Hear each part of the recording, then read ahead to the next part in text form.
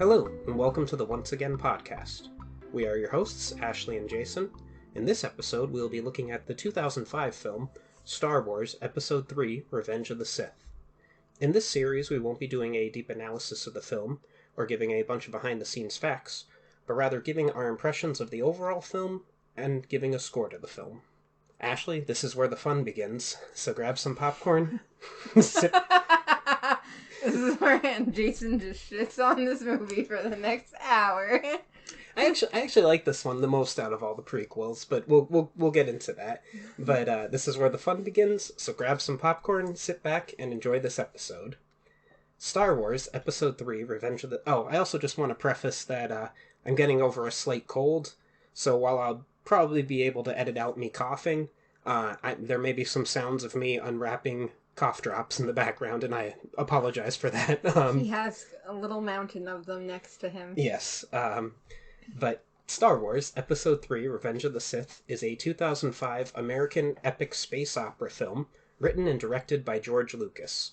The sequel to The Phantom Menace, 1999, and Attack of the Clones, 2002, it is the sixth film in the Star Wars film series, the final installment in the Star Wars prequel trilogy, and the third chronological chapter of the Skywalker saga. Lucas began writing the script before production of Attack of the Clones ended, citing that he wanted the end of the trilogy to have similar aspects to a romantic tragedy, thus building into Darth Vader's state at the beginning of the next film. Production of Revenge of the Sith started in September 2003, and filming took place in Australia, with additional locations in Thailand, Switzerland, China, Italy, and the United Kingdom. Revenge of the Sith premiered May 15th, 2005 at the Cannes Film Festival, then released worldwide on May 19th, 2005. The film received positive reviews and has been deemed an improvement over the first two prequel films by many, with praise for its action sequences, mature themes, score, visual effects, darker tone, and the performances of McGregor, McDermott, Oz, and Jimmy Smith, which I don't know why they just put Jimmy Smith, I guess. Criticisms largely focused on the film's dialogue and aspects of Christensen's performance.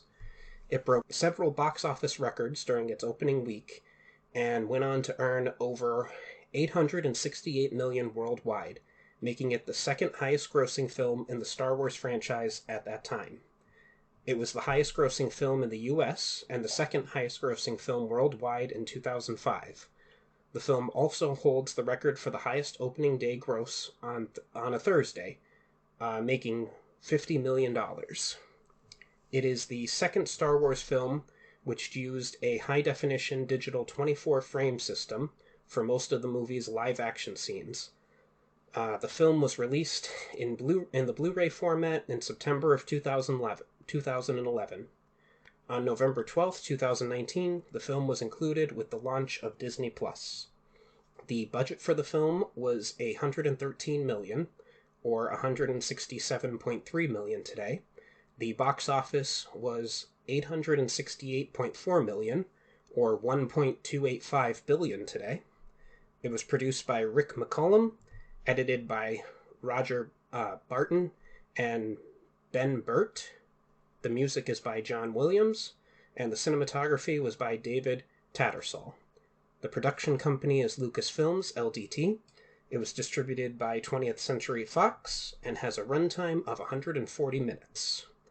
The film stars Ewan McGregor as Obi-Wan Kenobi, Natalie Portman as Padme Amidala, Hayden Christensen as Anakin Skywalker, Ian McDermott as Supreme Chancellor Palpatine, Frank Oz as the voice of Yoda, Matthew Wood as the voice of General Grievous, Jimmy Smits as Senator Bail Organa, Peter Mayhew as Chewbacca, Ahmed Best as Jar Jar Binks, Oliver Ford Davies as C.O. Bibble, which I remember who that is right now. I was about to say I don't remember who that is, but it just came to me. Tamora Morrison as Commander Cody and the other clone troopers, which that guy, I don't think he realized how sweet of a Star Wars deal he was getting, because he just keeps popping up in new stuff now. Anthony Daniels as C-3PO, Silas Carson as Ki Ahmed Mundi and Newt Gunray, Kenny Baker as R2-D2, Samuel L. Jackson as Mace Windu, and Christopher Lee as Count Dooku.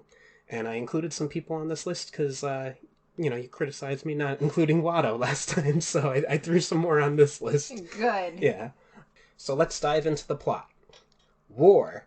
The Republic is crumbling under attacks by the ruthless Sith Lord Count Dooku. There are heroes on both sides. Evil is everywhere.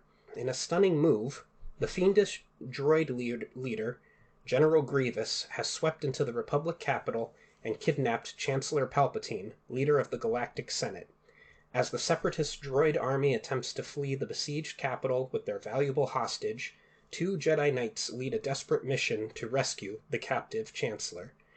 I actually thought about reading that one. You know how the Clone Wars series had that guy in every opening thing? I actually thought about reading it, like, kind of like he does, like, War! the Republic is crumbling under... like it's a newscast, basically. Exactly. From, Yeah. Although this part would be better. Above Coruscant, Obi-Wan Kenobi and Anakin Skywalker. But, yeah, you try it with your cough. Yeah. Go ahead. As I'm chewing on a cough drop at the same time. Above Coruscant, Obi-Wan Kenobi and Anakin Skywalker lead a mission to rescue the kidnapped Supreme Chancellor Palpatine from the cyborg separatist commander General Grievous. So my first note I wrote here was, this is such a cool way to start a Star Wars movie. We generally always start with ships in space, but never in an all-out battle like this one. And then I had a small note that the no longer canonical 2003 series, Star Wars Clone Wars, covers the time period between episodes 2 and 3. And this introduced General Grievous, and the last episode of that series actually started with the beginning of this battle over Coruscant. Is it really no longer canonical? I thought it was still in canon. Nope, gone. I think even before Disney bought it, it was no longer canonical, because they made some changes in between before Disney bought it and everything. But it introduced General Grievous, because when I went to go see this movie for the first time, I had no idea who this coughing droid was. Like, I was like, oh, it's a droid that coughs. And then, like, we see later on he has organs and stuff, and it was like, what is this? But it's evidently supposed to be foreshadowing what's going to happen to Anakin. That, like, General Grievous is this cyborg man and everything that people are afraid of and stuff. But yeah, I didn't do the summer reading of the Clone Wars, or Star Wars: The Clone Wars series in between the films. You know, so, I will say, too, you're right that it's a good way to start. I forgot that this movie started that way, and I like that. You know? Yeah. Well, you get a big battle. It's, we start with the action instead of kind of starting with, like, really simple, like, people talking, which is generally how Star Wars starts out. This is where the fun begins. Like, this is how it starts off. And I also have a note here saying that as the clones' ships are being destroyed, Anakin says, I'm going to help them, to which Obi-Wan says, no, they're doing their job, let's do ours. And I wrote, so the clones' jobs are to just die? That's not cool, Ben. However, he does tell Anakin to go on with the mission when his ship is being attacked, so maybe he was solely focused on rescuing the Chancellor. But. Right, but I suppose there's also knowledge that, like, they're just clones, basically. That's kind of... Like, I hate to say it that way, but, like, that's probably also the, like, pervading thought of people, like, they're just clones, let them die. Yeah. If we had never gotten the Clone Wars series, the CGI one that we later got, I think that would have been most people's attitudes towards the clones. Like, it's really that fleshes them out and makes them characters. You know, we get more about Commander Cody and the 501st and everything. But yeah, this is... at this point, they are just clones. Like, they're the equivalent to the droids. Like, it doesn't matter if they die or not. But after infiltrating Grievous's flagship, Anakin and Obi-Wan make their way through the ship, fighting through an army of droids. Meanwhile, R2-D2 aids them from the hangar bay, while simultaneously incinerating a pair of super battle droids, using fuel and his thrusters. Little badass R2, you know. R2 is the real hero of the entire every saga. Yeah, I mean, really, this should be the R2-D2 saga, not the Skywalker saga. Yeah, I would like to see, like, a fan edit. I'm sure this probably already exists, but I would love to see a fan edit of R2D2's thoughts throughout the movies. Like Luke closing his eyes to destroy the Death Star, and R2 being like, "Well, I guess I'll coordinate the shot to work then. Like, I'll use the computer system." Like R2D2 actually blew up the Death Star. Like, just all throughout it, I would love to see a fan edit of R2D2 being the real hero of the series, like he is. And then I had a mistake that the Phantom Menace made that George would later correct is that Anakin built C-3PO. He should have built R2. That would have explained R2's attitude, and putting R2 with Anakin and C-3PO with Padme just makes more sense, like how they are in this movie. Like, Padme is a senator, or before she was a queen of her planet, she should have an interpreter droid with her, and R2 should have been with Anakin. Like, he could have helped them build things, working for Watto and everything like that. It would have made more sense to have them together. I have seen some fans give some dark theories behind why Shmi Skywalker needed C-3PO, because fans assume that Shmi Skywalker is Watto's sex slave. Like, whenever he's doing a business deal with some alien or whatever, Shmi Skywalker's part of the deal. Because it's like, what does he need her for? Otherwise, like, Anakin builds things and fixes things and is this little pod racing machine. But what does he need Shmi for?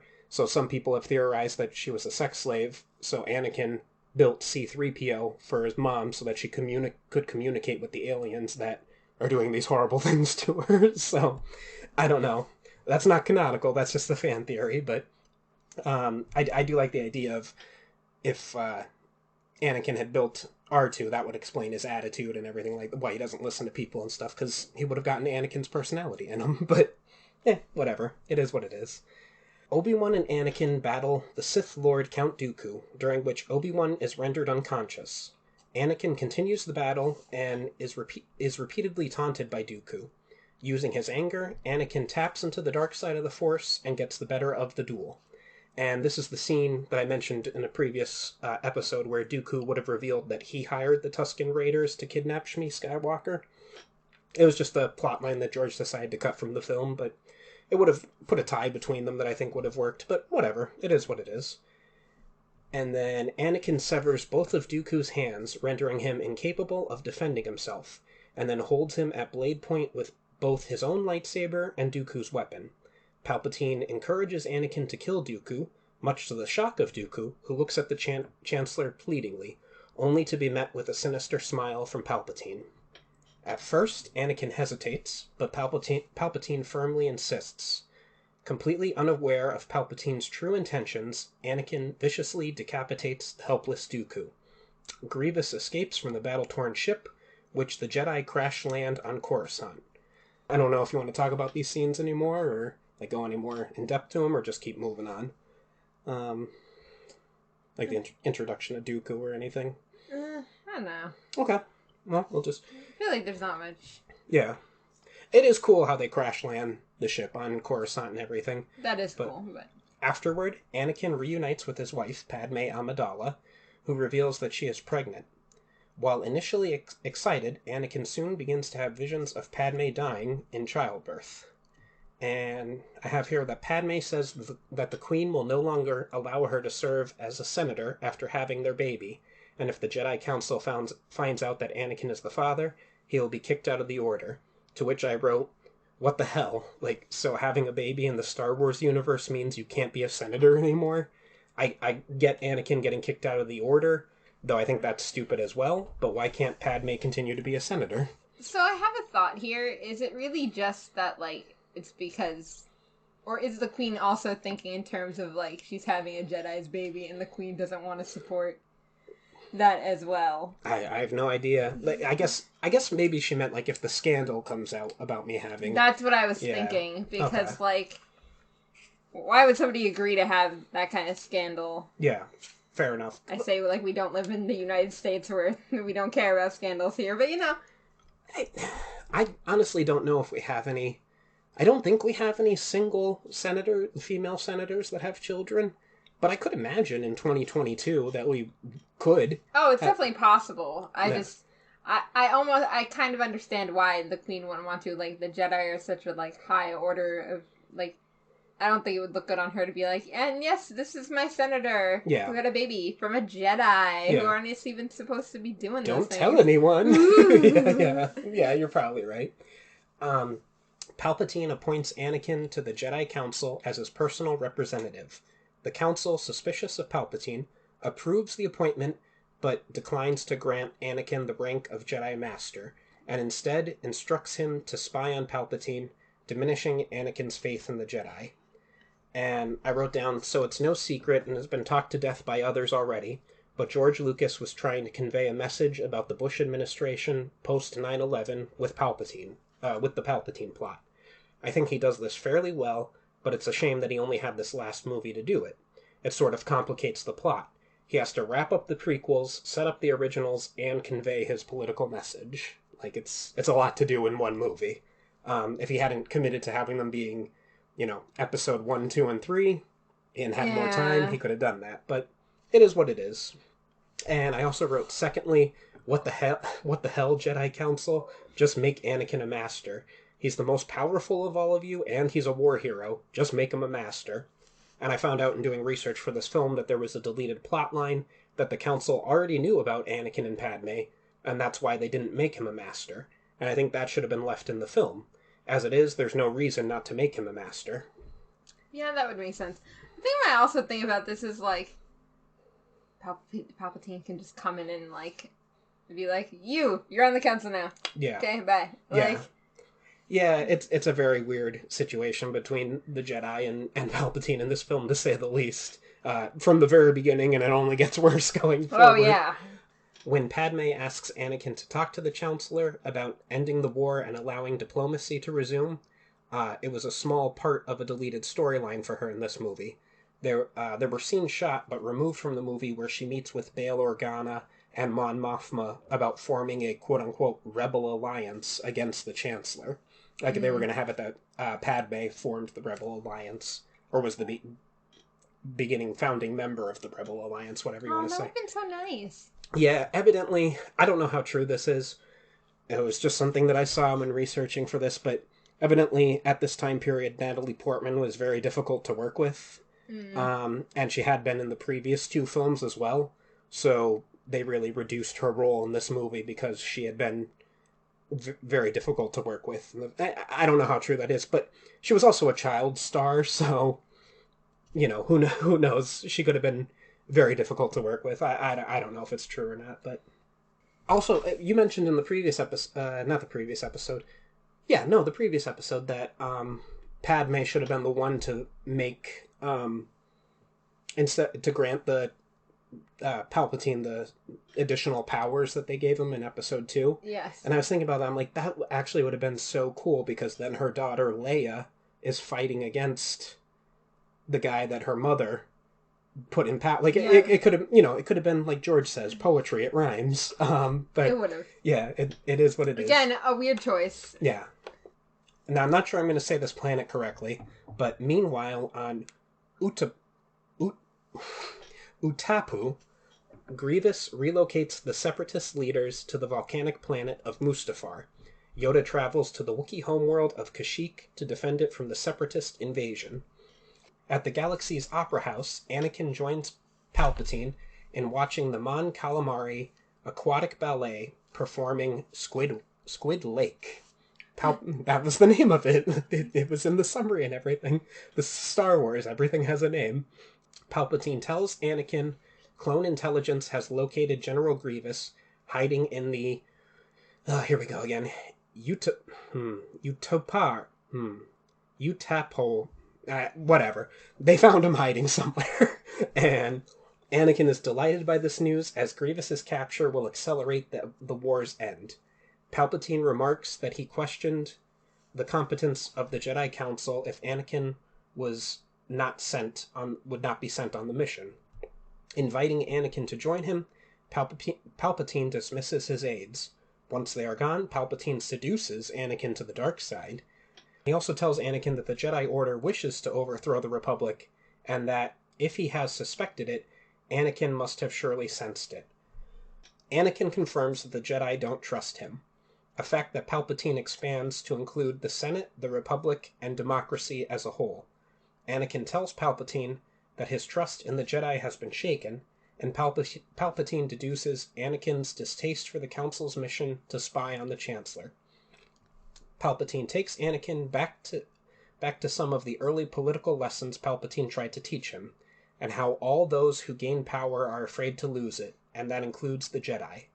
Anakin tries to defend the Jedi by saying that they use their power for good, but Palpatine argues that good is only a point of view. A certain point of view, you might say. Noting... No, okay. Noting that in almost every conceivable manner, including a quest for greater power, the Sith and the Jedi are exactly alike.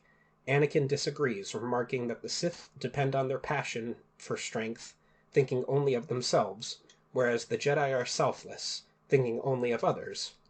After a brief pause in their conversation, Palpatine makes a good remark about the tragedy of Darth Plagueis the Wise. He describes Darth Plagueis as a Dark Lord of the Sith, so powerful and wise that he could use the Force to influence the midichlorians to create life. Midichlorians, they have returned! Not only this, but having such power and knowledge of the dark side, Plagueis could use this ability to save people he cared about from death. A statement which gets Anakin's attention. And Palpatine describes the dark side of the Force as a pathway to many abilities some would consider to be unnatural. When Anakin asks what happened to Darth Plagueis, Palpatine concludes that Plagueis became so powerful... I'm not going to keep doing it, my throat won't let me, but he became so powerful that all he feared was losing his power, which he eventually did. Unfortunately for Plagueis, he taught his apprentice, who happened to be Darth Sidious, all that he knew. And after he had, his apprentice killed him in his sleep. Palpatine notes the irony of how Plagueis could keep others from dying, but not himself.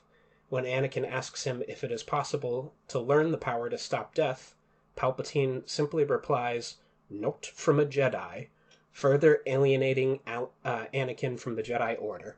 And my only note for this scene is that Ian McDiarmid is so perfect as Palpatine. Oh, yeah, it's such a good scene. Yeah, it really is. After Yoda arrives on Kashyyyk, Anakin relays the information about Grievous. Yoda says that they should act quickly and decisively on this information. When Anakin expresses his interest in going at Palpatine's request, Mace Windu harshly tells him that the Council will decide who goes and not the Chancellor. Yoda believes that a master with more experience is needed to confront and defeat Grievous. Here we go. Ki Adi Mundi agrees and nominates Obi-Wan to go. That's the Jedi with the really big head, in case anyone's wondering. And I'm mispronouncing his name because I can't remember how it's actually said, but it's the Jedi with the really big head. The one that's interested in the battles for the Wookiees and that meme and everything from 10 years ago. But he agrees and he nominates Obi-Wan to go. With the nomination agreed upon, the council adjourns and Obi-Wan prepares to capture Grievous. Anakin walks Obi-Wan to his Star Destroyer before he leaves. Anakin still believes that he needs to go with Obi-Wan, and while Obi-Wan agrees, he also notes that it might just be a wild bantha chase. Anakin stops Obi-Wan and tells him that he knows he's disappointed Obi-Wan, and that he's not been acting very grateful for the training that he received. Anakin tells him that he's just so frustrated with the Council lately, but that he does apologize. Obi-Wan calls Anakin strong and wise and tells Anakin that he is very proud of him, and while Obi-Wan trained him since he was a boy, he calls Anakin a far greater Jedi than Obi-Wan could hope to be. But Obi-Wan encourages Anakin to be patient, and that it won't be long before the Council makes Anakin a Jedi Master. The two bid each other farewell, and Obi-Wan leaves. So, there's a deleted plot where Obi-Wan convinced the Council to grant Anakin the rank of Jedi Master upon the conclusion of the war, and I also believe that this should have been left in the movie because it would have made Anakin's story all the more tragic. I agree. I feel like they consistently take things out from Anakin and Padme's stories in particular, and it's like, no, these are the things that would have made them more tragic and more interesting, like, couple that would have added to these movies and made them better. Yeah, agreed. And like I said, one of the problems with George's political message in this movie is that it made everything rushed. It took away from other things that he could have done, but he had to put the message out that he wanted. A message I wholeheartedly agree with. I have many criticisms of the Bush administration, but that's for another time and place to talk about. Obi-Wan arrives on, here we go again, Utapara, whatever it is, you know the planet, and begins his search for General Grievous, riding a redactyl named Boga. He finds Grievous on the 10th level. After Obi-Wan dispatches the droids around Grievous, the two engage in single combat. And my only note for this scene is, hello there. I'm not gonna do it. I'm not gonna do it. No, we've got to get that in the Obi-Wan series at some point. He's got to say it to someone. There's no way they're not gonna use that. Oh, they better. Yeah. If they don't, disappoint. Yeah. Grievous's arms split in half, allowing him to use 4 lightsabers at once. Obi-Wan quickly cuts off the lower halves of Grievous's hands, helping to even the odds a little. And during the battle, the 3rd System Army arrives under the command of CC-2224, Commander Cody. Obi-Wan manages to catch Grievous off guard and uses the Force to push the fiendish droid general into the ceiling. Grievous drops his remaining 2 lightsabers and attempts to flee on a wheel bike, while Obi-Wan pursues him on Boga. During the chase, Obi-Wan drops his lightsaber, which Commander Cody happens to find during the massive battle against the droids. On Coruscant, Anakin tells Palpatine that General Grievous has been found. Anakin insists that he should have gone with Obi-Wan as well. Their conversation shifts to Palpatine's knowledge of the Force and the dark side, both of which he learned from his mentor, much to the shock of Anakin, who has become wary of the Chancellor. And I have a note here saying there's these 2 giant urns in Palpatine's office when Anakin comes in.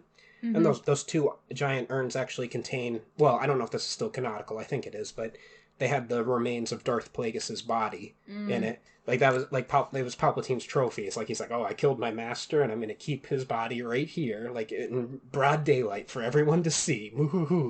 Like, Palpatine's line here of saying, if one is to understand a great mystery, one must study it from all sides, not just the dogmatic view of the Jedi. And I actually agree with this point, though we, the audience, know that Palpatine is just saying this to seduce Anakin. I think it's the right way to approach it. Yeah. Well, that's how education works. You can't just learn from one side. Right. Yeah, and he's right about the way that the Jedi have become, like, with their dogmatic view of the Force and everything, but after Palpatine tells Anakin that the dark side can save Padme from death, Anakin realizes that Palpatine is in fact Darth Sidious, the latter of which Palpatine confirms. Anakin ignites his lightsaber and threatens to kill Palpatine, but then decides to expose his deception and identity to the Jedi Council. He is still concerned with saving his wife and believes only Palpatine's knowledge will ensure this. Obi-Wan continues to chase General Grievous. He catches up with the general and jumps onto his wheel bike. Using Grievous's electro staff, he manages to disable the speeder and it goes into a spin. Both Obi-Wan and Grievous are thrown off of the speeders, topple over the edge of Grievous's secret landing platform. Grievous then draws his blaster, though it is knocked from his hands by Obi-Wan, now yielding the electro staff. He knocks Grievous down and a brawl ensues, during which Kenobi tears open Grievous's chest plates, revealing his living organs. Enraged, Grievous repeatedly hits Obi-Wan and then picks up the helpless Jedi and throws him over the edge. Obi-Wan barely manages to hang on and momentarily dangles for his life. As Grievous moves in for the kill, Obi-Wan uses the Force to retrieve the General's blaster and fires at Grievous's exposed organs. He hits, and they burst into flames. With his eyes flaming, Grievous falls to the floor, dead. Nothing to say. It was so uncivilized. It was. Yeah, no, but... no, it's a great fight scene, though. Like, that entire, section of the movie is great. Yeah, it is interesting to see Obi-Wan fight without a lightsaber for a little while. Something that we may see again. Yeah, I was going to say, I'm excited for what comes with Obi-Wan now, the TV show, and seeing if we get anything similar, because that would be interesting, especially with where he's at in the series. Agreed. Anakin returns to the Jedi Temple and approaches Windu, who tells Anakin that they have just been informed that Obi-Wan has destroyed General Grievous, and so they are going to the Senate to ensure that Chancellor Palpatine gives back his emergency powers. Got a chance of him doing that. Yeah. He is the Senate. He is the Senate. Yeah. However, Anakin reveals that Palpatine is a Sith Lord. A Sith Lord? And is not likely to give... and is not likely to give up his powers. A statement which shocks Windu and stops him dead in his tracks. Anakin confirms what he has just said, and he believes Palpatine to be the one that they are looking for. When Windu asks Anakin how he knows this, what Anakin should have said was, "Oh, he just told me that he was," but no, he tells Windu that Palpatine knows the ways of the Force and has been trained to use the dark side, and that he is absolutely sure. Windu says that their worst fears have now been realized, and that if the Jedi Order is to survive, they must move quickly. Anakin warns Windu that Palpatine is very powerful, and they'll need his help to arrest Palpatine, but Windu urges him to stay out of it as he senses much fear in Anakin, and it could cloud his judgment. Windu also adds that if what Anakin says is true, then Anakin will have gained his trust, but for now he wants Anakin to wait in the council chambers until he returns. Masters Windu, Kit Fisto, Ejin Kolar, and Saiz Teen board a gunship and head to Palpatine's office. They were just the Jedi that were hanging around with Windu to begin. Like, he wasn't like, "Oh, we're taking everyone." He's like, "Yeah, just the guys that are here with me right now. Let's go." Steak. Yeah. Should have grabbed Yoda. Yeah, exactly. Another deleted plot was that Windu sent Anakin to the council chambers because upon his return, he was going to make Anakin a master. More tragedy to Anakin's story, but not in the movie. Sitting in the council chambers, remembering Palpatine's promise of stopping death and the dreams of Padme dying in childbirth, Anakin ruminates over his decision. In his mind, he hears Palpatine's voice saying that if the Jedi kill him, any chance of saving Padme will be lost. Finally, he leaves and rushes after the 4 Jedi. Windu and the other 3 masters arrive at Palpatine's office. Windu declares that Palpatine is under arrest, and the masters ignite their lightsabers. Sidious pulls a lightsaber from his sleeve, which is just a cool move. He just... and it's there. And hurls himself at the Jedi with a screeching war cry. Yeah! Shouldn't have done that. Kolar is the first to die, run through the chest. And as Kolar's life is ending due to his wound, Sidious turns and slices Tin's torso. A few seconds later, with some more effort from Sidious, Fisto is slain, killed by a slash across the gut. Only Windu remains alone against the Dark Lord. Windu made a mistake here. He brought B Squad. We didn't need B Squad. We needed A Squad. Yeah, you're right. You know what? This is probably like D Squad, to be fair. We didn't even bring B Squad. We needed A and B Squad, and we brought D Squad. Yeah. Literally, the only one that I knew out of this was, what's his name? Kit Fisto. Yep. Like, he's the other 2 are just, there. Like, I don't know their backstories or anything. I think the one that's kind of demon-y looking is in a couple episodes of Clone Wars, but I can't even remember. But yeah, you're right. He should have had Yoda. He should have waited for Obi-Wan to get back. Like, he should have brought the actual, council. Yeah. But no. Sidious and Windu continue their fight, dueling fiercely. There's also I think there's some backstory about how there are 8 lightsaber forms, I believe, and Mace Windu, both Sidious and Mace Windu mastered all 8 forms in fighting. Like, that's why Sidious was able to kill the other Jedi Masters real quickly and was fighting Windu. And then Windu also secretly created a 9th form that he never told anyone else about, so that's why he was actually able to overpower Palpatine in their fight eventually. But, it is what it is. But their fight continues, and they're dueling fiercely. The fight appears to be even early on, but Windu gradually gains ground, slowly driving the Sith Lord out of the Chancellor's chamber and into the office proper. Shortly after the two shatter a large glass window, a large glass window. Shortly after the two shatter a large glass window, Windu delivers a kick to Sidious, leading to Sidious falling down and losing his lightsaber. Anakin arrives just as Windu holds Sidious at blade point. Windu declares Sidious has lost, but the Sith Lord then unleashes a torrent of Force lightning. However, Windu deflects it with his blade, casting much of the energy back onto Sidious's body. Sidious becomes hideously deformed. His face becomes deathly pale and sagged. His teeth become yellow and rotten. His fingernails become long and dirty, and his eyes turn burning yellow with blood-red rims. He then ends his assault, claiming that he is too weak to fight on. As Windu is deciding to kill Sidious, Anakin argues that Palpatine must stand trial, which I love the meme that, I don't know if I sent this to you, but I saw a meme recently of Anakin saying that he must stand trial, and cut to, what's his name, in Obi-Wan, who plays Uncle Owen. It's him saying the line to Obi-Wan, like, how you trained his father, but it says, he must stand trial, and it cuts to him saying, like, how you let Count Dooku stand trial. It just cracked me up. Joel Edgerton as Uncle Owen, saying, much like you let Count Dooku stand trial, but anyway. Windu disregards this, stating Sidious's control over the Senate and courts make him too dangerous to be left alive.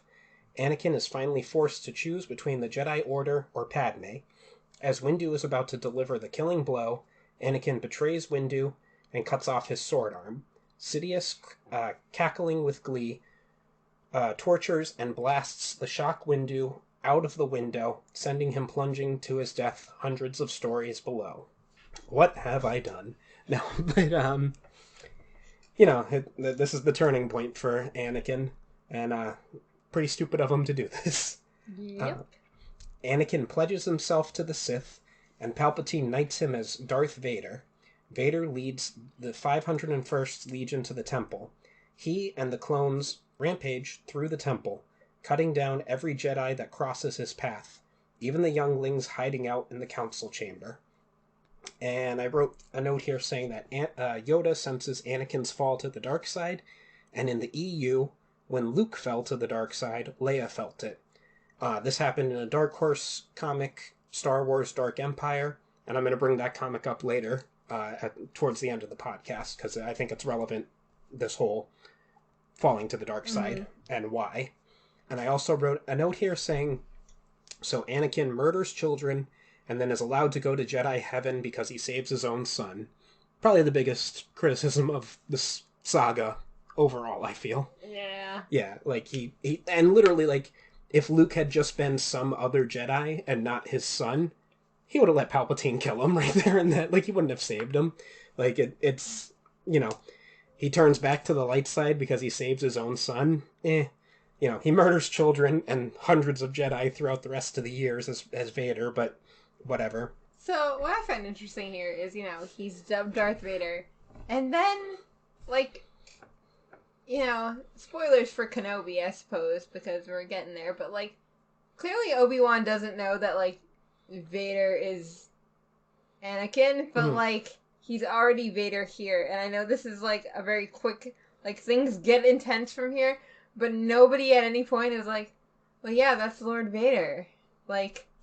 You mean later on? Like later on in the movie, or, like, even, like, in the 10 years, like, there's people around that know that Vader and Anakin are the same people before, like, it's brought up to Kenobi, like, Obi-Wan in the Kenobi show. Like, yeah.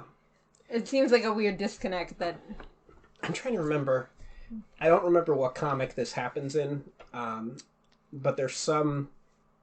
I'm not going to remember his name. There's some Jedi Padawan who survived Order 66, but he ends up getting captured by the Inquisitors and Vader, and there's clone troopers there too. And he does this cool thing where he imitates Palpatine's voice and says, "Execute Order 66." And because the Inquisitors were former Jedi, the clone troopers start attacking the Inquisitors. and like he manages to briefly escape for a moment and everything. I think Vader kills him later on, but it's interesting that throughout this whole thing, like I think we need more about Order 66, because why don't the clone troopers attack Anakin? Like, if they're like, was it literally like an order to not kill Anakin but all the other Jedi? Like, was that what Order 66 was? Like, I don't know. There's a lot of weird things that happen here, and again, like, he's dubbed Vader here, so enough people should know he's Vader, like, going into the end of this movie. Yeah. And, like, even beyond that, like, surely Obi-Wan would know Vader and Anakin are the same person down the line. Yeah, it's something... It's like a weird... Like, I'm not saying, like, it's definite, but it's definitely, like, a weird disconnect that, like, should be there. Yeah. Well, I'm trying... spoilers for Kenobi, because we've seen the first 3 episodes at this point. And we're going to do an episode about Kenobi, I think, separately from this. But I'm trying to remember what... Reva, whatever her name is, what her line was exactly. Because she calls him Darth Vader first, right? Like, she says to Kenobi, Darth Vader sent me, or whatever. And then she says Anakin Skywalker is still alive. It's something like, it's something like... Vader's looking for you. Vader's been looking for you. Yeah. Well, she also says he's looking for you. Yeah. And says, yes, Darth Vader. Oh, you didn't know. Yeah. Anakin Skywalker is alive. Like, the way she implied it was that he wouldn't know that that's Vader, but she was also like, he's looking for you. Yeah. The thing that surprised me about... At first I thought, oh, that's stupid, because if Obi-Wan knows who the Inquisitors are, like, he knows what they're doing, hunting Jedi and everything like that, then he should know who their leader is, like Darth Vader and everything. But I thought about it more, and I was like, maybe for the first decade or whatever of the Empire... Maybe Palpatine didn't use Vader that much. Like, maybe they're setting it up that, like, Vader was just to scare the Imperial officers and everything like that. Like, maybe outside of the Empire, no one really knew about Darth Vader. And post looking for Kenobi, that's when everyone found out about him. I don't know. Because obviously, those poor guys, spoilers for Rogue One, but those poor rebels in the corridor knew who Darth Vader was when they saw him. Very interesting. Yeah. I don't know. I do agree more people should know at least who Darth Vader is. Like who Darth Vader is, I mean. Not that Darth Vader and Anakin are the same person. But more people should know who Darth Vader is. I don't know. It's weird. Yeah. But we'll talk about it in the Kenobi episode. Palpatine issues Order 66, which commands the clone troopers to kill their commanding Jedi generals across the galaxy, while Vader and a battalion of clone troopers kill the remaining Jedi in the Jedi Temple. Across the galaxy, the Jedi generals find themselves being betrayed and murdered by their clone troopers. As this happens, Yoda feels everyone who is dying. Yoda is overlooking the ongoing battle as Commander Gree receives his orders. He and his lieutenants attempt to sneak up on Yoda, but the aged master senses their intent and beheads both clone troopers with a slash of his lightsaber. Tarful and Chewbacca help Yoda escape the planet. And if I remember correctly, I have a note here saying, if I remember correctly, in the EU, the reason Palpatine turned Kashyyyk into a slave planet is because the Wookiees helped Yoda escape. Like, he was... That would make sense. Yeah, he was so mad about Yoda getting away that he turned Kashyyyk into... He blamed all the Wookiees for it and turned it into a slave planet. Senator Bail Organa arrives at the Flaming Temple to witness the slaughter of a young Padawan named Zet Jukas. And this was actually Jet Lucas, George Lucas's son. And he was slain by a squad of troopers led by Commander Appo. Organa, horrified, flees the scene and departs Coruscant in an attempt to make contact with any surviving Jedi. Vader then No, I was gonna say, like, I love that we just have to have Bail Organa in here. Like, that's what this is. Just, we need the Organas in here. Gotta throw them in here at the end to explain why Leia is with them, you know? Yeah, Vader then travels, although it doesn't explain why when Luke asks Leia if she remembers her real mother, she gives a description of Padme, even though Leia would have never met Padme, as we'll find out. But it's maybe Maybe she doesn't actually. Maybe Bail Organa was married twice, and she remembers his first wife as her real mother. Who knows? Maybe we'll get more on that. But Vader then travels to Mustafar to assassinate the Separatist leaders, while Palpatine declares himself Emperor of the Galactic Senate, transforming the Republic into a galactic empire, and denounces the Jedi as traitors. Having survived the chaos, Obi-Wan and Yoda return to Coruscant, where Obi-Wan learns of Anakin's turn to the dark side. Yoda instructs Obi-Wan to confront Vader while he faces Palpatine. So I have a note here saying, in both Legends and the current canon, the Jedi Temple on Coruscant was actually built on a former Sith temple. The Jedi had cleansed the temple, or believed that they did, but over the millennia that followed, the dark side of the Force began to slowly infect the temple again. And this is the reason why the Jedi were unable to sense Palpatine's Force abilities, and why they had lost their ability to see the future. They were unaware that the dark side had infected the temple again. That's where they all live, and they fell under the thrall of... Not that they fell to the dark side, but they were clouded by it, and they couldn't see the future or anything. Interesting. In a special session of the Galactic Senate, Chancellor Palpatine declares the Jedi enemies of the Republic, and furthermore that the Republic will now become the Galactic Empire with himself as Emperor. And I put a note here saying that none of the senators find it suspicious that this Chancellor, whose term limit is long overdue, now declares himself Emperor and denounces the Jedi, who have been defending the Republic for 1,000 years. None of them... I mean, true, but even if they did, they're not going to be like... They're like, that man's crazy. Yeah. We just don't listen to him. Yeah. I guess Bail Organa was the only one who interacted with the Jedi. To be fair, he's killing all the Jedi right now, so everybody's probably like, he's killing all the good guys. We gotta just lay low. Yeah, the scary red-eyed man with all the clone troopers. Yeah, you know, maybe we just listen to him. Yeah, you're fair enough. Oh my god. Obi-Wan seeks out Padme to find out Vader's whereabouts and reveals his treachery. Padme then travels to Mustafar, and Obi-Wan stowing away on her ship, and she pleads with Vader to abandon the dark side and leave with her, but he refuses. So I have a note here saying that we do see the one shot of Anakin on Mustafar after killing the Separatists while he's crying, so he does have some remorse for what he's done, but not enough to change his ways or anything. But enough to let one tear out. Like, I don't know. And something I noticed for the first time while watching this movie, both Hayden Christensen and Natalie Portman are using weird half-British accents that they didn't use in the previous film. And maybe that's why their daughter, Leia, has a weird half-British accent in A New Hope. Maybe. I didn't really notice, but... Yeah. Yeah, it was when they were talking to each other, I noticed that they were using these, like, certain words that they pronounced it like a British way, not an American way. And if you watch certain scenes of A New Hope, because I think A New Hope was shot well over a year, like it took a year to shoot it. Mm-hmm. And in certain scenes, Carrie Fisher has a British accent when she's talking to certain characters, but then in other scenes she doesn't have the British accent. And she didn't use it in the later movies. So it's just like, why does she have this weird British accent for these scenes? It's just strange. And I also have a note here saying that there is an alternate version of the scene where Padme confronts Anakin, where she pulls out a knife in an attempt to stop Anakin from turning to evil, and then he force chokes her. In the scene we got in the movie, he just starts force choking her. This makes him seem like a crazy baby daddy. Yeah. Seeing Obi-Wan aboard the ship and thinking that they are conspiring to kill him, Vader uses the Force to strangle Padme to unconsciousness in a blind rage.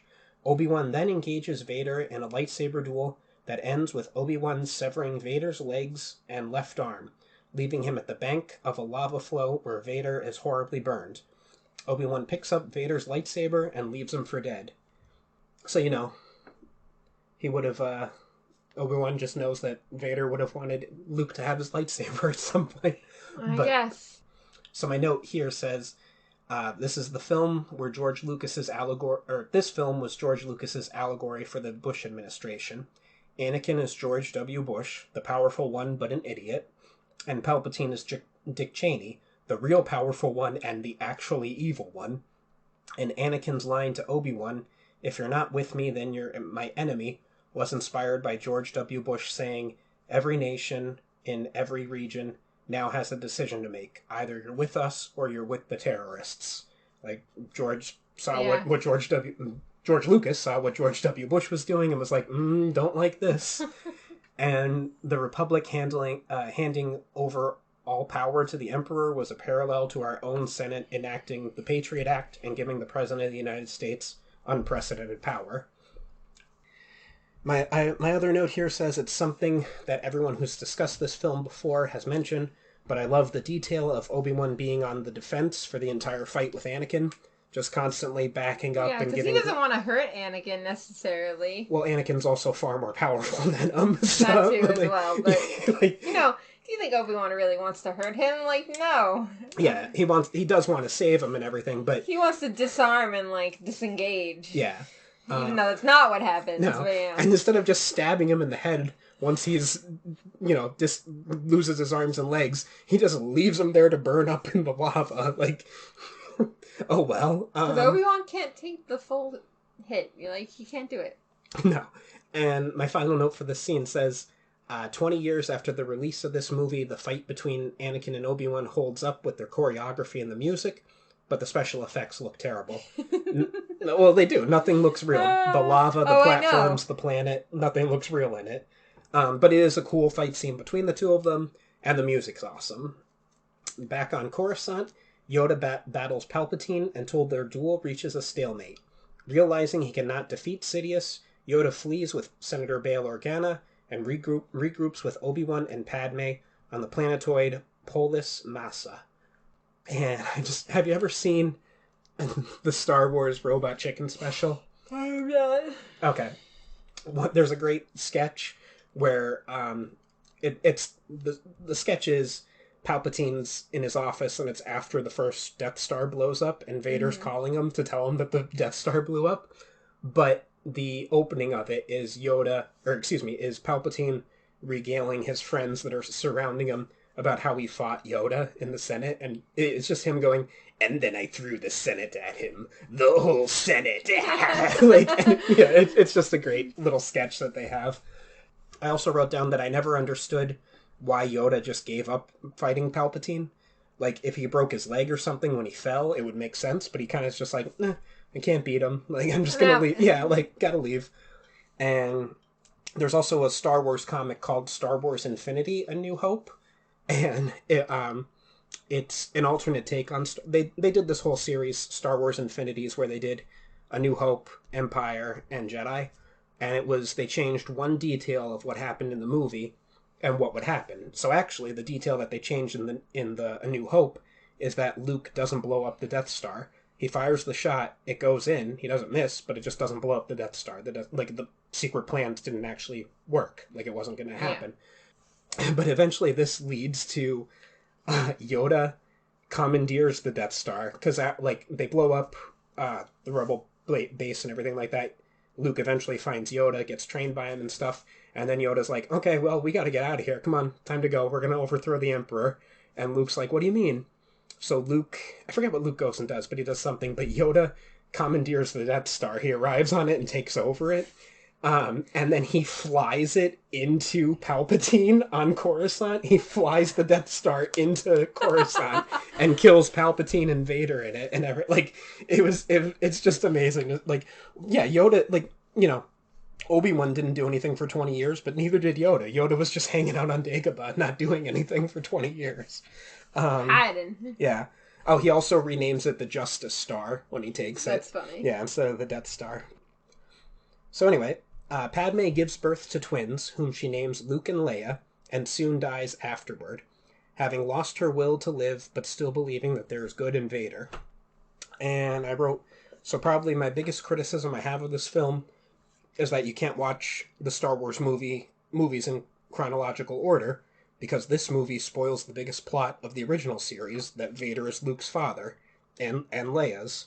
So I think perhaps an off-screen death of Anakin would have been better. Like, if we just didn't see Anakin fall to the dark side and become Vader and everything, but then Vader just showed up. Like, I don't know. I think the thing is we named him Vader in this movie instead of it just being like, Anakin died. Yeah, Like, again, what I was saying, like, I never really thought about the fact that, like, we name Vader in this movie, and yet everybody acts like we don't know that Anakin and Vader are the same person in other movies, but, like, clearly that's a known point in this movie, that Anakin and Vader are the same person. Yeah. Yeah, that could have worked. But, like, if you don't name him Vader, then you could just go, well, Anakin died, and then you get to, where Luke is being like, and you're like, oh! Yeah. Vader and Anakin are the same person, Anakin Skywalker's alive! Yeah. Like, yeah, you're right, that could have worked much better. Because, it could even been... see, I don't know, because it couldn't have worked that... Because in the originals, Obi-Wan says that Vader betrayed and murdered Anakin. So, like, you couldn't have Order 66 happen with Anakin doing it. You would have had to have had Vader doing it. So, I don't know. But there could have been some better way that you could have watched the movies in order without finding out that Anakin and Vader are the same person. Yeah. I think an off-screen death, maybe. I don't know. But Palpatine retrieves a barely alive Vader and takes him to Coruscant, where his mutilated body is treated and covered in a black armored suit. When Vader asks if Padme is safe, Palpatine says that he killed her out of anger, devastating Vader. And there's a Vader comic that picks up in this scene right after his no, where he starts force choking Palpatine. Mm-hmm. And he's like, you told me I could save her, you told me I'd keep her alive, like, I did all this for you. And, like, he's, like, gonna kill the Emperor. And then the Emperor force lightnings him and reveals that Vader's suit is weak to force lightning. And so that's why Vader, like, because it was something that bothered some fans that, like, he joined the dark side to save his wife, and then his wife died anyway, and then he just kept on the dark side, like, but this was showing that he couldn't overpower the Emperor. So, Obi-Wan and Yoda plan to conceal the twins from the Sith and go into exile until the time is right to challenge the Emperor. As Padme's funeral takes place on her homeworld of Naboo, Palpatine and Vader supervise the construction of the Death Star. Bail takes Leia to his homeworld of Alderaan, where he and his wife adopt her, while Obi-Wan delivers Luke to his step-uncle and aunt, Owen and Beru Lars, on Tatooine, before going into exile to watch over the boy. And I have two final notes here, bringing back up Dark Empire, the one comic I briefly discussed before. Luke discovers that the Emperor has clone bodies, and whenever he dies, his spirit just goes into one of the clones, and that this is an ability that the Sith possess, that they can jump their spirit into other bodies. He becomes the Emperor's new apprentice because he wants to learn why his father fell to the dark side, and realizes it's because of the Emperor's ability to transfer his spirit into a new body, and that Anakin realized that he would never be able to defeat the Emperor, so he joined him to learn how his ability worked so that he could eventually overthrow him. It makes sense. Yeah. But that's all I have. I think my only argument here is this, and he never bothered to wonder where the kids were. Well, he thinks they're dead, correct? They I forget who mentioned this. I think it was behind the scenes I watched where George Lucas was talking about how they kept Padme's pregnant belly. Yeah. Like, that's not a real pregnant belly. Like, they put a thing there so that Vader would think that the kids died when she died. Yeah. That he killed her and he killed his children, too. Or child, because they only thought it was one kid. Because I guess they don't have sonograms in the Star Wars universe. But whatever.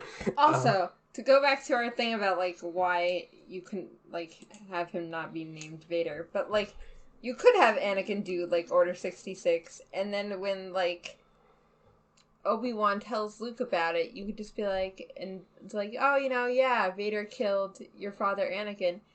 That could just be a story Obi-Wan tells, too, to be like, I don't want you to think bad about your father. Well, that essentially is what, from what he told him was true, from a certain point of view. It's just... Stop! I'm sorry. All right. Terrible joke. Stop saying it. Right. Do you want to go into our overall scores, or is there anything else? Sure. Okay. So I wrote down that, in my opinion, this is easily the best of the prequel movies, and that this was also the first movie that I ever saw a midnight release of. Oh, good work. I remembered being so excited when I left the theater, thinking that this was the best Star Wars movie ever made, And having watched this along with the others over many years, my opinion has changed. The music is flawless, the fight scenes are cool, and I think the political message that George Lucas was trying to give with the movie works. However, the dialogue is still bad, the CGI looks passable at best, and comical at worst. I'm going to give Star Wars Revenge of the Sith a 6.5 out of 10. The fight scenes are amazing. The music is great. I don't know. There's just a lot about the prequel series in general. And while this does better than the other ones, I don't think this really adds anything. And I feel like, what have we been talking about? Like, things that they took out and things that... All we've been talking about basically is like, if they had just done this one little tweak, it would be better. If they just did this one little thing, it would have been better. Like, it's a lot of plot points that could have been better suited. Yeah. I would give it a 6 out of 10. All right. Fair enough. Well, this has been the Once Again podcast. Any questions, comments, or critiques can be addressed to our email at onceagainpod@gmail.com.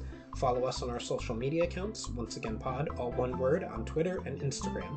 If you'd like to contribute to the podcast, we have several tiers available on patreon.com/onceagainpod. As always, a like, follow, or share would be greatly appreciated. Thank you, and have a wonderful day. And remember, we will entertain you. We will always entertain you.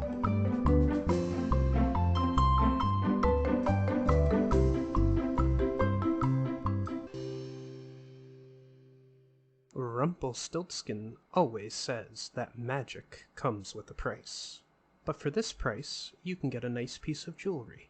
Use code ONCEPOD for 10% off your first order at Unusual Magic Jewelry on Etsy. Click the link in the description.